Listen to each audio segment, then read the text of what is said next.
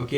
Donc, on continue maintenant avec euh, le cœur de notre leçon, c'est-à-dire l'application, comment le consensus byzantin, à base de preuves de travail, est vraiment appliqué là, dans le contexte de ce qu'on appelle le consensus de Nakamoto pour Bitcoin. Donc, tout d'abord, pour commencer, on va faire une petite introduction là, sur Bitcoin lui-même.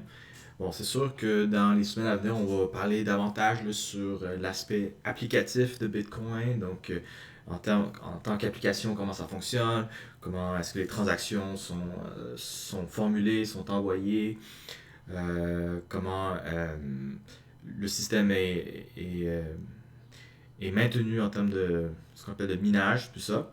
Aujourd'hui, on se concentre vraiment sur l'aspect principal de Bitcoin qui est le consensus lui-même, ok, de Nakamoto. Et donc plus tard, on va aller élaborer là, comment faire les transactions, comment exécuter les transactions, les valider, etc. dans les semaines à venir. Donc, juste une courte introduction sur Bitcoin. Donc, c'est un système qui date de 2008, hein, donc a déjà plus de 10 ans, et développé, ou le créateur du système s'appelle Satoshi Nakamoto, c'est un pseudonyme. Qui est Satoshi Nakamoto? On ne sait pas encore. Hein. Il y a beaucoup de, on va dire, de prétendants pour l'instant, mais aucune façon de vérifier là, vraiment qui est Satoshi pour l'instant. Il n'y a pas de preuves convaincantes. Donc pour l'instant, c'est un utilisateur anonyme. Ça pourrait potentiellement être aussi un ensemble de personnes ou une organisation. Donc on ne sait pas si c'est vraiment juste une personne. Ok, donc le but de Bitcoin, c'est vraiment une alternative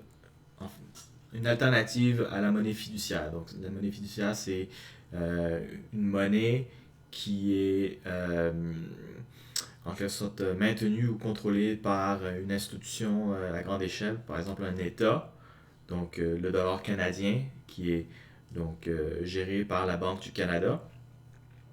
Et donc pourquoi est-ce que les gens au Canada, par exemple, ou même à travers le monde, euh, décide, voudrait décider d'utiliser le dollar canadien, c'est parce que il y a, on a confiance que que le Canada, le gouvernement canadien va reconnaître notre monnaie. Donc, que si je dis je veux dépenser moi 1$, le gouvernement va reconnaître ce dollar-là. Okay? Donc, on a confiance que cette monnaie est vraiment utilisable, dépensable, donc euh, c'est ça, pour acheter des biens ou des services. Donc Bitcoin, ça offre une alternative, c'est une monnaie qui est... donc quand on dit que c'est une monnaie décentralisée, c'est qu'au lieu de dire que vous devez faire confiance à un État ou à une banque, etc., pour reconnaître que l'argent que vous avez, tout d'abord, est conservable, que vous pouvez accumuler de l'argent, l'entreposer quelque part, puis dans les années à venir, retirer votre argent, puis il n'y aura pas de problème. Donc, vous avez confiance que votre argent est entreposable et que vous n'allez pas le faire voler là, si quelque chose arrive dans le futur. Et la deuxième chose, c'est que votre argent est dépensable, donc aujourd'hui ou dans le futur. Donc, avec Bitcoin, ce qu'on dit, c'est qu'on peut faire une monnaie comme ça qui est entreposable, que vous avez confiance que vous détenez cet argent-là, puis que vous pouvez la dépenser n'importe quand dans le futur, et que cet argent va être réellement là, utilisable, c'est-à-dire que vous pouvez réellement transférer, faire une transaction pour dépenser votre argent et faire des transactions pour recueillir de l'argent. Donc c'est un système fonctionnel. Mais la raison pourquoi le système est fonctionnel, c'est pas parce que vous avez confiance en un État, à une banque, quoi que ce soit.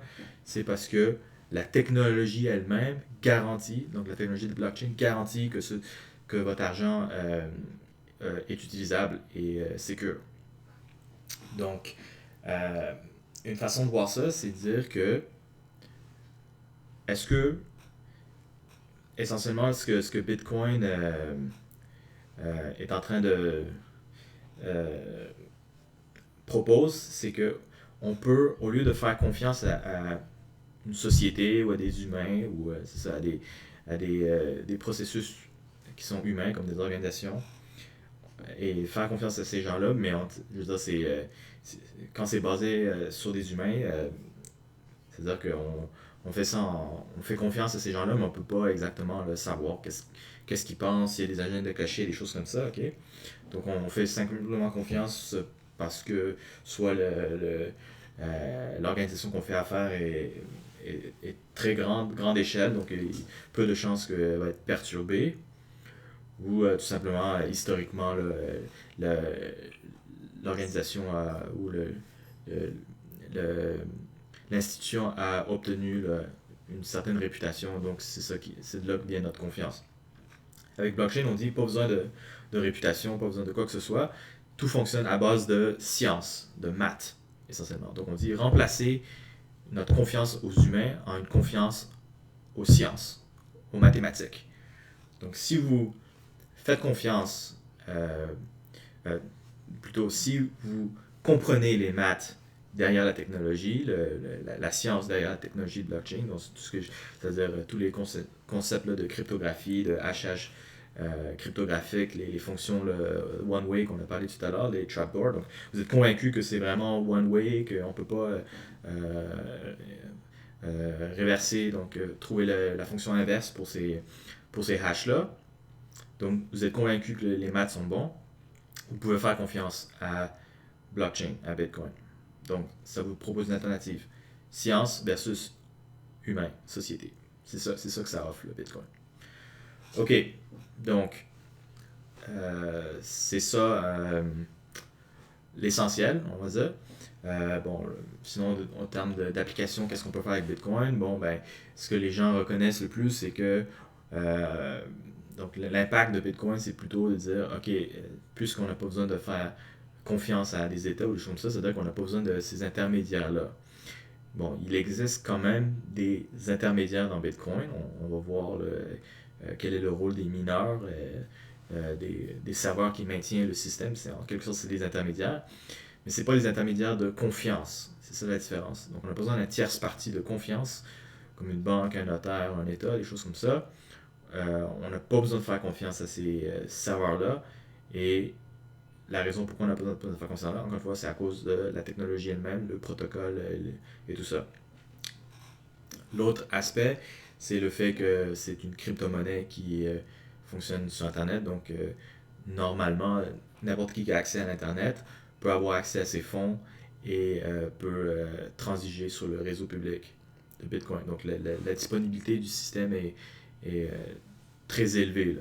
C'est hautement disponible à travers le monde. Ça, c'est un aspect. Et l'autre aspect qu'on va voir, c'est la capacité des gens à maintenir le serveur, parce que c'est un réseau public, c'est aussi très élevé.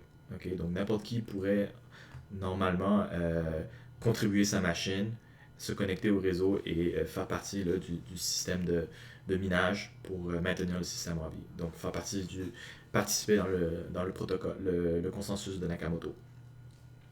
Donc, euh, donc le fait qu'on n'a pas besoin de tierce partie de confiance et que c'est hautement disponible, l'impact, donc concrètement, c'est qu'on peut réduire les coûts de gestion des frais de transaction. Donc au lieu que c'est les banques qui décident,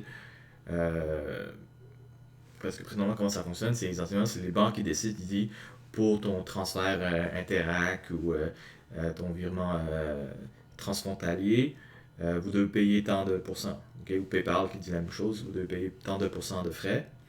Ben, vous devez, si vous voulez utiliser ce service-là, vous n'avez pas le choix d'accepter là, les frais du banquier.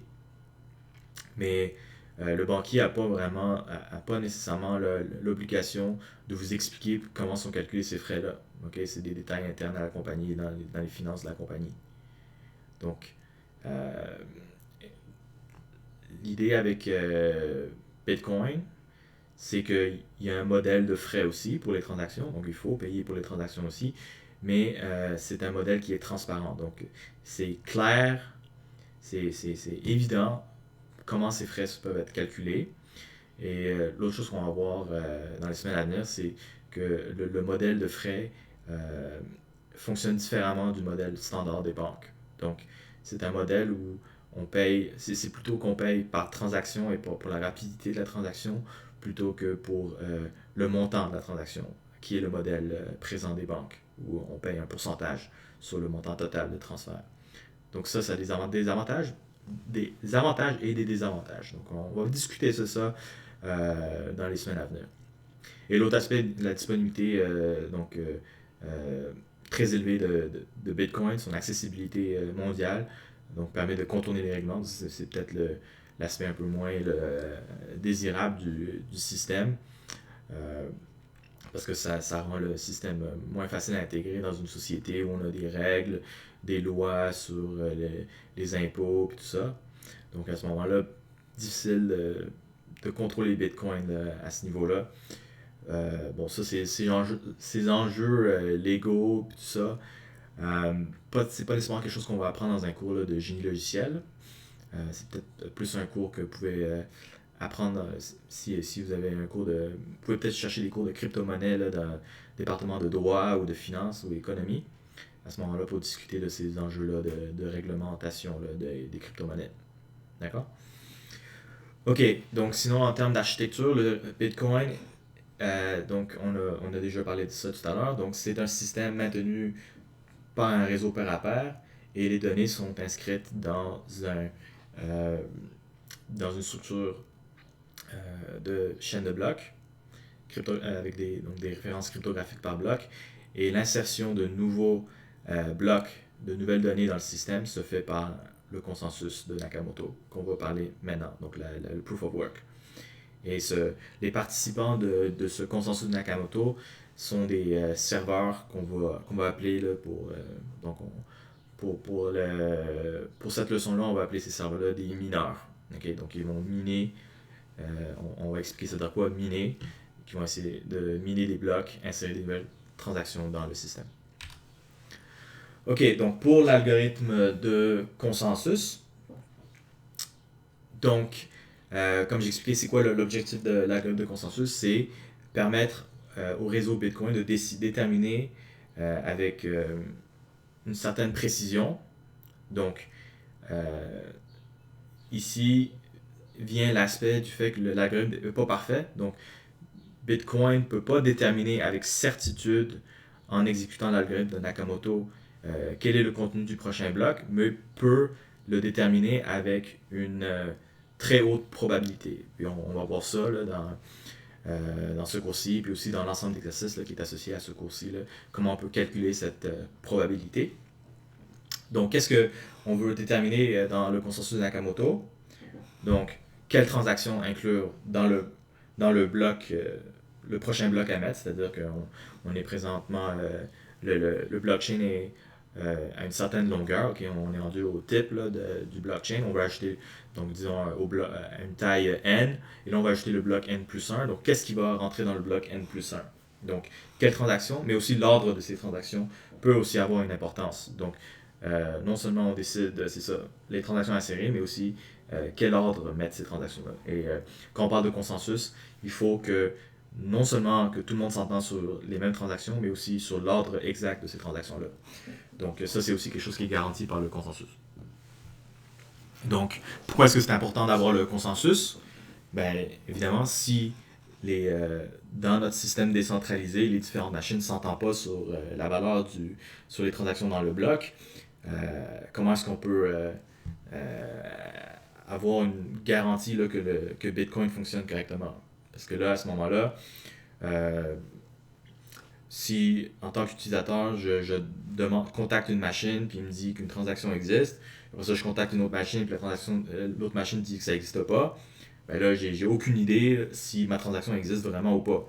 Donc, si j'ai aucune idée, si j'ai pas de confiance que mes transactions sont vraiment rentrées dans le système, ben là, la monnaie n'est pas utilisable. C'est-à-dire que je peux pas investir là, des fonds dans le système si n'importe quand là, mon argent peut disparaître. D'accord? Donc c'est ça l'importance d'avoir un consensus. Donc c'est vraiment là, pour que la monnaie gagne de la valeur. Et donc pour l'instant, malgré le fait que Bitcoin a un algorithme imparfait, et on va voir pourquoi il est imparfait, Il est assez secure, assez fiable pour que les gens pensent qu'il est utilisable et gagnent de la confiance, gagnent de la valeur. Donc, présentement, la crypto-monnaie de Bitcoin va des fois dépasser le 10 000 $ américain. Là. Donc, ça, c'est un signe là, que les gens ont confiance que le système fonctionne correctement. C'est-à-dire qu'ils ont confiance que l'algorithme de consensus, implicitement, ils ont confiance que le consensus de Nakamoto fonctionne correctement. Donc, dans n'importe quel algorithme de consensus, il y a trois parties différentes. Donc, ça, c'est ce que j'appelle l'anatomie générale du consensus. Donc, tout d'abord, il faut proposer une valeur. Donc si vous vous souvenez dans les généraux byzantins, qui propose la valeur, c'est, bon, dans le cas du problème de l'import, c'est facile, c'est toujours le commandant qui propose la valeur. Ici, on a dans Bitcoin, ça fonctionne différemment. Donc, on va utiliser le proof of work pour proposer une valeur. Donc, on va expliquer comment ça fonctionne. Une fois que la valeur est proposée, il faut décider quelle est la valeur. Donc, dans le généraux byzantin, il fallait que chaque lieutenant décide exactement quelle valeur choisir. Est-ce qu'on choisit la valeur du commandant ou est-ce que on ne choisit pas la valeur du commandant puis on choisit la valeur par défaut parce que le commandant est malhonnête. Donc ça, c'est la phase de décider, de décision. Donc dans Bitcoin, il y a aussi une phase de décision, c'est-à-dire que parce qu'on va voir que dans le consensus Nakamoto, c'est possible que plusieurs blocs sont proposés en même temps. Donc, plusieurs personnes résolvent le proof of work et proposent des blocs en même temps. Et à ce moment-là, il faut que les différentes machines décident le même bloc. Donc, on va utiliser un protocole ou plutôt une police de sélection qui s'appelle sélection de la chaîne la plus longue. Donc, on va voir comment ça fonctionne. Et le troisième aspect, c'est annoncer la décision. Donc, on n'a pas vraiment parlé de ça dans les généraux byzantins, annoncer la décision. Mais ce que vous pouvez imaginer, c'est que dans le protocole de la solution de l'import, une fois que chacun décide sa propre valeur, une fois que les lieutenants décident leur propre valeur, donc en calculant la majorité des votes, vous pouvez imaginer là, qu'ils vont, par exemple, là, broadcaster ce qu'ils ont décidé là, au reste des lieutenants pour comparer les résultats. Donc, dans le protocole de Bitcoin, il y a aussi une phase de décision qui permet à un client de savoir est-ce que ma transaction existe dans le blockchain ou pas. Donc, on va parler de ça aussi. OK. Donc là, ça c'est plus une... normalement, ici j'aurais fait une pause pour faire une petite discussion. Bon, là dans le vidéo on peut pas faire ça, mais je vous invite à penser à ces choses-là avant de procéder avec le vidéo. Et aussi, si vous avez des remarques intéressantes à faire, je vous invite à les prendre en note. Et on va revenir sur ce point, là, sur cette discussion-là, durant notre prochaine séance sur Zoom. Donc là, ce qu'on veut penser, c'est donc vous connaissez un peu là maintenant qu'est-ce que Bitcoin essaye de faire. Donc c'est une crypto-monnaie, veut garantir aux utilisateurs que leur monnaie, que leurs fonds restent entreposés à tout jamais, que s'ils veulent dépenser leur argent, ils sont capables de le faire quand ils veulent.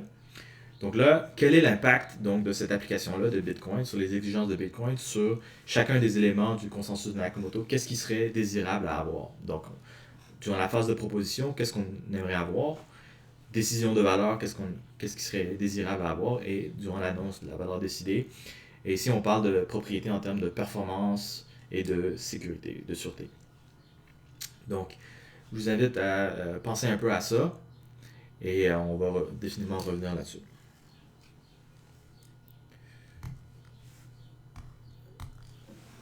OK. Donc ici, avant de parler du consensus Nakamoto, je veux aussi faire une comparaison avec Paxos. Okay? Donc peut-être que certains d'entre vous connaissent ce fameux algorithme, donc ce célèbre algorithme de l'import, encore une fois. Donc Paxos, c'est vraiment l'algorithme fondamental pour le consensus dans les systèmes distribués. Et bon, des variations de Paxos comme Raft sont utilisées en pratique là, dans nos systèmes commerciaux distribués sur Internet. Donc, ce qui est intéressant de faire maintenant, c'est de comprendre comment les trois éléments que je viens de parler sont inclus dans Paxos. Okay? Donc, comment Paxos fonctionne brièvement? Okay? Un leader peut s'activer et donc demander le droit en quelque sorte de choisir la prochaine valeur. Donc ça, c'est la phase de proposition que vous voyez ici. Donc c'est la phase numéro 1 que dans Bitcoin, c'est le proof of work. Donc ici, c'est simplement un leader s'active et envoie un message pour demander essentiellement le droit de décider la prochaine valeur. Donc là, les autres participants ont le droit de renvoyer ce qu'on appelle une promesse. Donc ça, c'est la phase de proposition. Oups, pardon. OK? Et là, l'idée dans Paxos, ou une situation qui peut arriver dans Paxos, c'est que plusieurs leaders peuvent rentrer actifs en même temps puis demander le droit de choisir la prochaine valeur. Donc, il faut, en deuxième temps, un algorithme là, de sélection de valeurs, qui permet aux gens là, de départager, de savoir là, qui a vraiment a le droit de décider la valeur ou permet de départager là, quelle valeur choisir. Okay? Donc, dans Paxos, comment ça fonctionne essentiellement, c'est que les machines ont le droit de donner de retourner une réponse qui s'appelle de promesse et le leader reçoit les promesses et s'il reçoit une majorité des promesses, il va donc envoyer la valeur qu'il propose et après ça, il faut qu'il reçoive une deuxième majorité pour dire ok, ça c'est vraiment la valeur qui est décidée. Donc entre ces phases 1B, 2A et 2B, le rôle des différents participants ici, c'est de promettre quand ils ont le droit de promettre et de accepter une valeur quand ils ont le droit de l'accepter. Donc le protocole est conçu de façon à ce que si ces majorités ne sont pas atteintes, une valeur n'est pas décidée. Donc ça c'est une façon de départager. S'il y a plusieurs propositions en même temps et qu'une proposition reçoit la majorité mais pas l'autre, là à ce moment-là, on va être capable de décider seulement une valeur, choisir une valeur parmi plusieurs. Okay? Donc ça c'est vraiment grosso modo là, comment ça fonctionne, mais c'est plus compliqué que ça, mais pour l'instant c'est simplement pour vous montrer là, comment dans l'algorithme de Paxos il y a aussi là, un aspect là, de sélection de valeurs. Et le troisième aspect qui est annoncer la valeur gagnante. Donc ici, c'est le leader, une fois qu'il reçoit 2 fois la majorité, est capable de dire, OK, ça c'est réellement la valeur qu'on a décidé et l'envoyer à tout le monde. C'est l'annonce des résultats. Et dans Bitcoin, on a aussi une phase d'annonce de résultats, mais vous allez voir que c'est pas mal subtil. Okay? C'est pas si explicite que ça, là, où c'est quelqu'un qui dit V à tout le monde. OK, donc on va passer à travers ces 3 éléments, là, proposition, sélection et annonce un par un. Donc première phase de proposition, donc c'est là qu'on utilise le fameux proof of work. Donc comment ça fonctionne? Donc ici vous pouvez imaginer, j'ai mon réseau avec les 4 mineurs, ok, ils sont connectés de façon aléatoire, ok, c'est parce que c'est un réseau pair à pair qui est non structuré, donc on peut établir des connexions avec un nombre arbitraire d'autres pairs. Dans les semaines à venir, on va parler du réseau de Bitcoin puis comment est-ce qu'on détermine ces connexions-là. Pour l'instant, juste imaginer que tout le monde maintient un certain nombre de connexions ensemble. Donc, on est capable de... Mais le tout est connecté, il n'y a pas de partition de réseau. OK. Donc là, ces paires-là qu'on appelle, qui sont les mineurs, établit aussi des connexions avec des clients. Et les clients, ce sont des clients, ce qu'on appelle des lightweight nodes, des nœuds légers qui ne maintiennent pas le consensus, donc ils n'ont pas une copie complète du blockchain et qui ne participent pas au consensus de Nakamoto. Donc ces clients-là, qu'est-ce qu'ils font? C'est comme des gens comme vous et moi qui veulent juste être capables de investir dans Bitcoin, acheter des Bitcoins,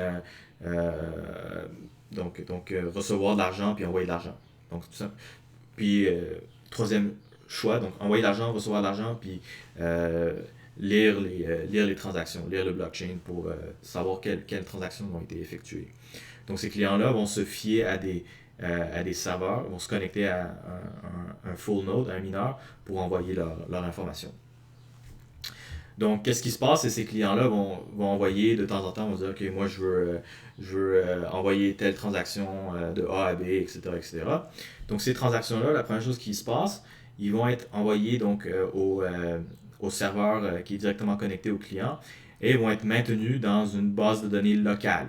OK? Donc, avant d'être écrit dans le blockchain, avant d'être que quoi que ce soit est confirmé, là. Donc la première phase, c'est juste recevoir la transaction, puis le mettre dans notre base de données locale. Et cette base de données locale, on appelle ça le memory pool. Okay? Le mempool en short.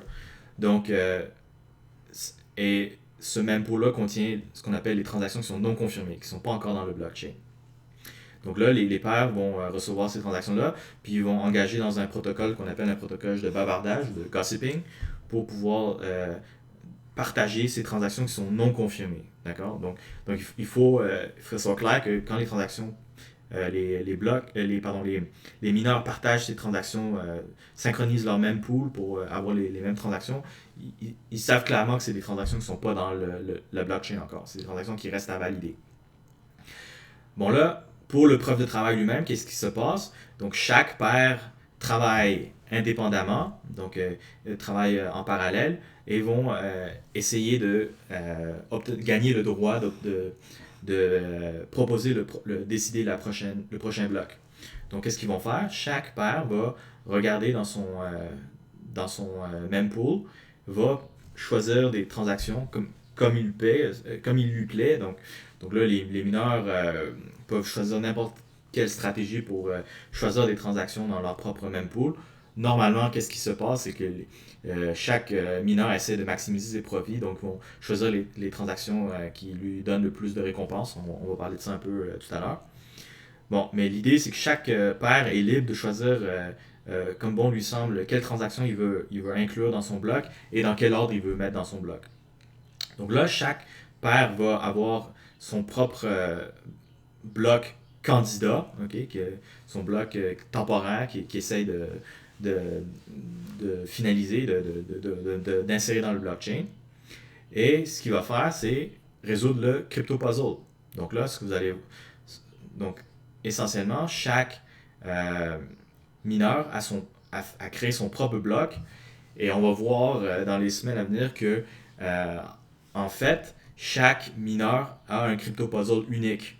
Okay? Donc, ce puzzle-là va être unique pour va avoir un contenu unique pour chaque paire. C'est impossible pour deux mineurs indépendants de miner sur le même bloc, d'avoir exactement une même copie de bloc.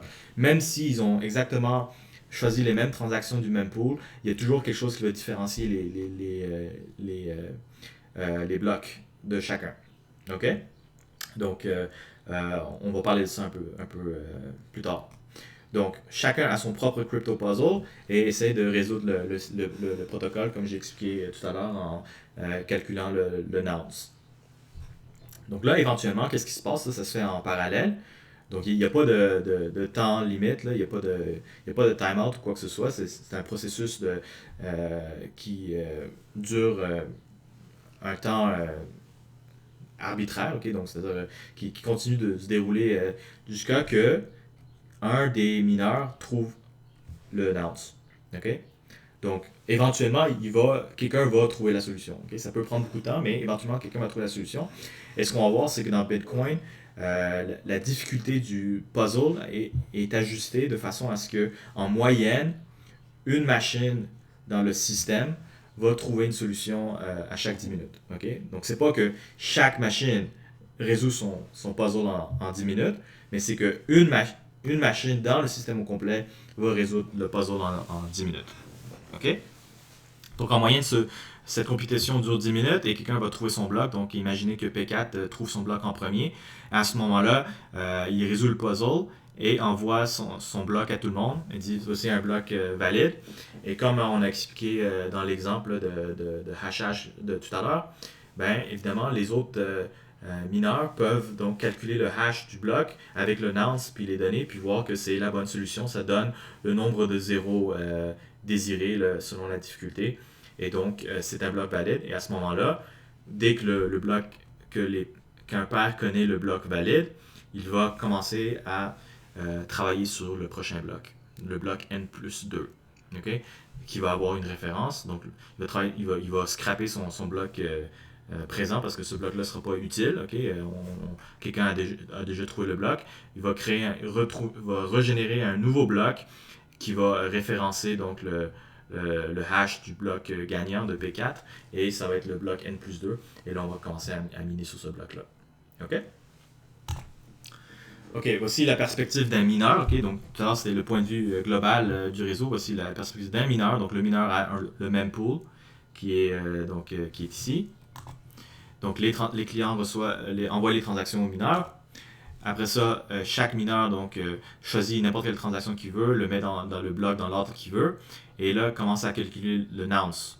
Donc, calculer le nonce, ça veut dire quoi? Ça veut dire qu'il faut faire le hash pour battre le target. Donc, le target, c'est la difficulté du bloc, c'est combien de zéros il faut avoir au début. Une fois qu'il trouve que un des mineurs dans le réseau trouve le nonce gagnant, le proof of work qui gagne, okay, va donc envoyer ce bloc à tout le monde et tous les autres gens peuvent donc calculer le hash du bloc et réaliser que le nonce fonctionne correctement. Et à ce moment-là, que le nonce donne le bon proof of work. Et à ce moment-là, il faut aussi vérifier d'autres choses. Là. On va voir exactement les autres choses qu'il faut vérifier, mais il faut vérifier que les transactions ont été bien validées. Puis il faut vérifier que le bloc a la référence au hash précédent. Donc il y a toutes sortes de choses qu'il faut valider qu'on va voir dans les semaines à venir. Mais pour l'instant, ce qui est important, c'est de comprendre que le nonce fait que le hash au complet satisfait le proof of work et donc a le nombre le target a été atteint.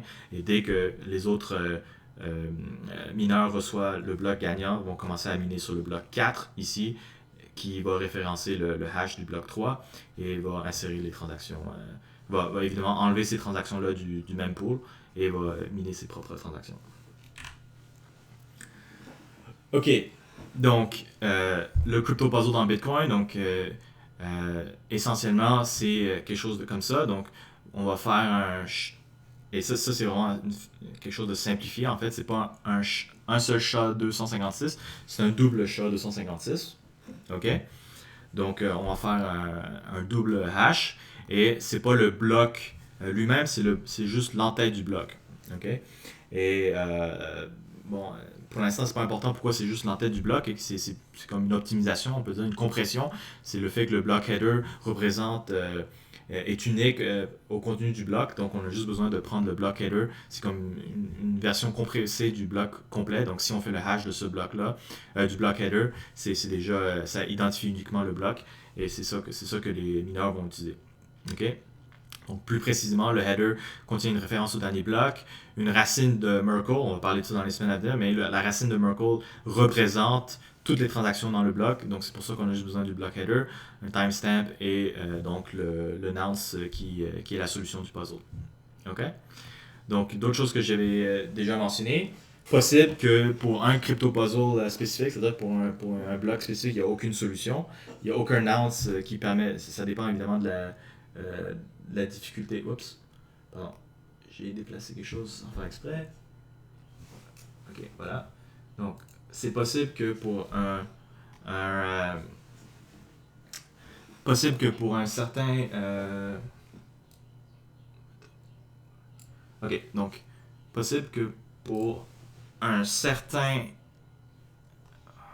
OK. Possible que pour un certain header, il n'y a aucun nonce qui fonctionne, aucune solution au crypto puzzle, ça dépend évidemment de la difficulté. Donc à ce moment-là, il y a une façon là, de changer d'obtenir un nouveau puzzle sans avoir à changer les transactions, tout simplement là, ajuster le timestamp du bloc. Donc on va voir, il y a d'autres méthodes pour faire ça, qu'on va voir quand on va parler de minage.